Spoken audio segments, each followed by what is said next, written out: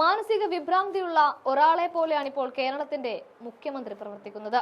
കുറെ ഡൽഹിയിലേക്ക് പറക്കുന്നു, അവിടെ മോദിയുടെയും അമിത്ഷായുടെയും കാലു പിടിക്കുന്നു. തുടർന്ന് അവർ ചെയ്യാൻ പറഞ്ഞതൊക്കെ അക്ഷരം തെറ്റാതെ ചെയ്യേണ്ടി വരുന്നു ഇങ്ങ് കേരളത്തിൽ.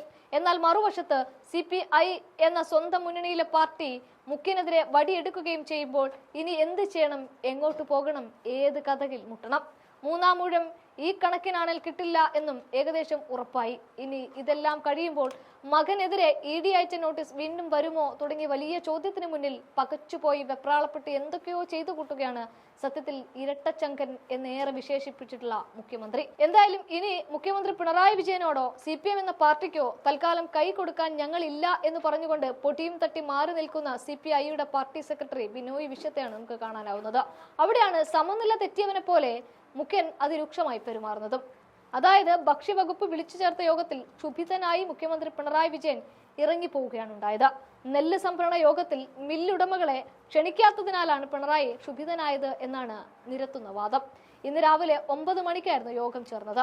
എറണാകുളം ഗസ്റ്റ് ഹൌസിൽ ഭക്ഷ്യ, കൃഷി, വൈദ്യുതി മന്ത്രിമാർ യോഗത്തിന് എത്തിയ ശേഷം മുഖ്യമന്ത്രി തന്നെ യോഗം മാറ്റിവെക്കുകയാണ് ഉണ്ടായത്. ഇപ്പോൾ മന്ത്രിമാരുടെയും ഉദ്യോഗസ്ഥരുടെയും യോഗമാണ് നിശ്ചയിച്ചിട്ടുള്ളത് എന്ന് ഭക്ഷ്യമന്ത്രി GR അനിൽ പറയുകയും ചെയ്യുന്നുണ്ട്. എന്നാൽ മന്ത്രിയുടെ വിശദീകരണത്തിൽ മുഖ്യമന്ത്രി ഒട്ടും തൃപ്തനേ അല്ല.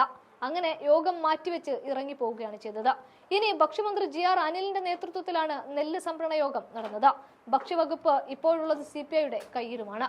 ഇന്നിപ്പോൾ PM ശ്രീ പദ്ധതിയുടെ ഭാഗമായി ഈ സർക്കാരിനും മുഖ്യത്തിനുമെതിരെ ഏറ്റവും അധികം ആഞ്ഞടിക്കുന്നത് ഇടതുപക്ഷ മുന്നണിയിലെ CPI തന്നെയാണ്. അതിന്റെ ചൊരുക്ക് തീർക്കുന്ന പണിയാണ് ഇപ്പോൾ മുഖ്യൻ ചെയ്യുന്നത്. എന്നാൽ ഇക്കഴിഞ്ഞ മണിക്കൂറുകളിൽ പോലും ഭക്ഷ്യമന്ത്രി പറഞ്ഞത് PM ശ്രീ പദ്ധതി തർക്കം ഭരണത്തെ ഒരിക്കലും ബാധിക്കില്ല എന്നാണ്. എന്നാൽ ഈ ഇറങ്ങിപ്പോക്കോടെ ഭരണ പ്രതിസന്ധി വിചാരിച്ചതിനധികമാണ് എന്ന് നല്ലതുപോലെ ബോധ്യമാവുകയും ചെയ്യുന്നുണ്ട്. നാളെ വൈകിട്ട് 4-ന് തിരുവനന്തപുരത്ത് യോഗം ചേരാമെന്നാണ് പുതിയ നിർദ്ദേശം. മില്ലുടമകളില്ലാതെ എങ്ങനെ തീരുമാനമെടുക്കുമെന്നാണ് മുഖ്യമന്ത്രി ചോദിക്കുന്നതും. തീരുമാനം എടുത്തിട്ട് മില്ലുടമകളെ വിളിച്ചാൽ മതിയല്ലോ എന്ന് മന്ത്രി GR അനിൽ വിശദീകരിക്കുന്നുണ്ട്. ഇവിടെ മില്ലുടമകളെ വിളിക്കാൻ മുഖ്യമന്ത്രിയുടെ ഓഫീസിൽ നിന്ന് നിർദ്ദേശിച്ചിട്ടില്ല എന്നുകൂടെ മന്ത്രി കൂട്ടിച്ചേർക്കുന്നുണ്ട്. അതേസമയം PM ശ്രീ പദ്ധതിയിൽ നിന്നും പിന്മാറുന്നതിന് കേന്ദ്രത്തിന് കത്തയക്കണമെന്നതിൽ ഉറച്ച നിലപാടും CPI എടുക്കുകയും ചെയ്യുന്നുണ്ട്. ഇതെല്ലാം മുഖ്യമന്ത്രിയെ എന്തൊക്കെയോ ചെയ്തു കൂട്ടുന്ന ഒരു വെപ്രാളത്തിലുള്ള അവസ്ഥയിലേക്ക് എത്തിക്കുന്നതാണ് ഇപ്പോൾ കാണാൻ പറ്റുന്നത്.